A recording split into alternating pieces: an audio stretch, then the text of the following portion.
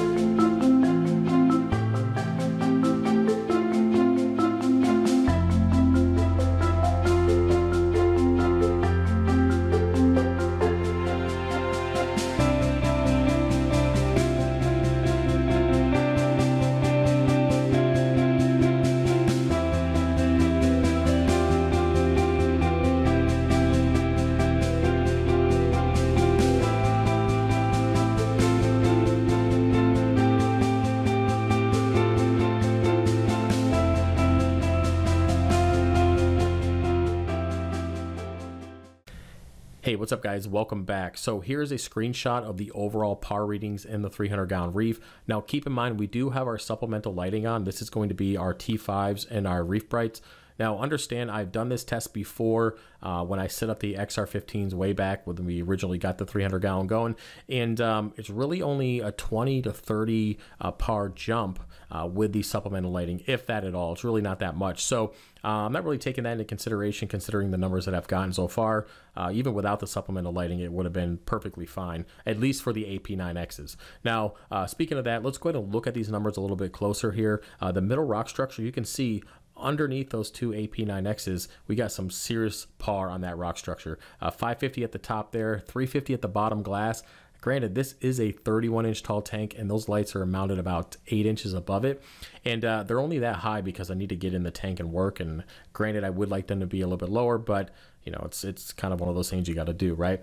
So yeah, I'm super impressed. AP9Xs, plenty of par throughout the entire rock structure, very consistent, and I couldn't really ask for anything better than that. Now, a lot of you guys were like, hey man, you're probably not going to get barely anything at the bottom of the tank given that it's 31 inches. Well, I can tell you right now, without a doubt, those two AP9Xs are more than enough for that middle rock structure in the majority of the middle of the tank. Now, if we focus our attention to the outsides of the tank, where we have the A360Xs with the original 130 degree lens, you can see that the par is significantly less, and it does jump around a little bit. It's not very consistent, but that's to be expected. Granted, a lot of that light is actually spilling out of the tank with that wider lens, and hopefully we can fix that and focus that light down with the 55 degree lens, which we will do here in a minute. Now, if you look at the left hand side, we did start off at 320, which is actually on a coral that's higher than the one in the middle. So it's about a 200 par drop with the A360Xs. But then again, you have to remember that we have two AP9Xs focusing down on that middle rock structure. So it's kind of probably not fair to compare that. But either way, then it drops down to about 180. I will say, without a doubt, even if I didn't have the 55 degree lenses, I could easily grow coral and be happy with the par numbers that I got so far on the A360Xs. And I can always move them left to right to kind of focus more par where I want them to be. So speaking of that, we are using the APG, I think it's the 510 par meter. So this isn't the Senai Reef. This is a more higher end, higher quality par meter. And I wanted to make sure I can bring that to you, because past videos, I always do the Senai Reef, and a lot of you guys give me crap about it, like, hey, that's not very accurate. So we went ahead and got an accurate par meter. So this is pretty close to being just about perfect. So with that, let's go ahead and jump over. I'm going to show you guys the lenses. We're going to mount them real quick, and then we're going to get into par numbers with the new lenses. Okay, so real quick, when it comes to installing these lenses, it's really simple. All you have to do is put it underneath the light. They have magnets built into them, and just give them a quick twist. They will catch and hold themselves via those magnets. And I'll tell you right now, really simple. Took about, I don't know, 30 seconds, maybe max. And I will say there's a huge difference in the light spillover.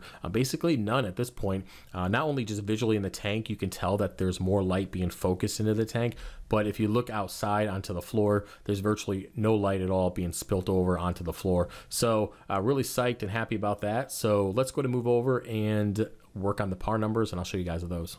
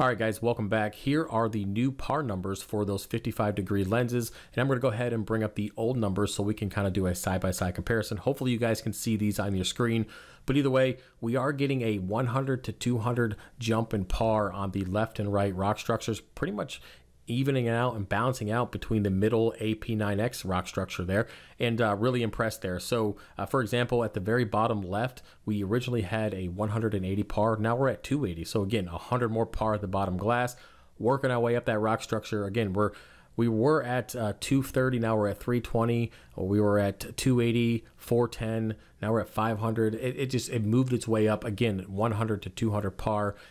Really happy with that. That green Slimer is now at 500 par, which is pretty much the exact same at the middle rock structure. So either way, really happy with the new par numbers. Again, not very much light is being splashed over. I really went ahead and focused it down into the tank, and clearly we can see that in the par numbers. So with that said, that's pretty much it for the video. I want to give you guys a side-by-side comparison, show you guys the par on the Kessil. I will tell you, now that these lights have been on here for about a week or so, I can see that there's definitely some more growth compared to the Radion XR15s because not visually, I can't see it right away, but I can see it in my alkalinity. I'm starting to getting dips in my alkalinity, and I have to make the adjustment on the calcium reactor. And really the only thing that's changed is the lighting on the 300-gallon Reef. Everything else is the same. And yeah, so I've had to bump that up a couple times over the last couple weeks to get me around that 8.5 DKH, kind of where I'm chilling at right now. And so whatever's going on with these lights, they are definitely causing more growth, or at least something going on in the tank to consume that alkalinity and calcium. And now that we have taken that lighting and added 100 to 200 more par on those left and right rock structures, I'll have to keep an eye on it because I'm assuming that there will be even more growth to come. So with that said, guys, if you enjoyed the video, let me know. Put that stuff in the comment section. If you had any doubts about Kessil before now, hopefully this helps persuade you to give you a better idea of where they stand. Now, when it comes to spectrum, I showed that in my first, not really spectrum, but the intensity and stuff. I showed you guys that in my previous video. It's the exact same, and everything's maxed out.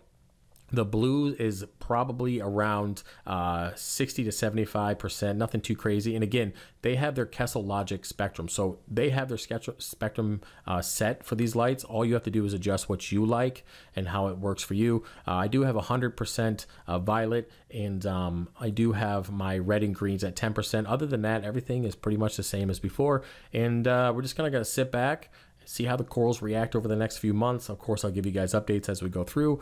And yeah, so if you want to support the channel, head over to fishofhex.com, and I'll see you there. All right, peace.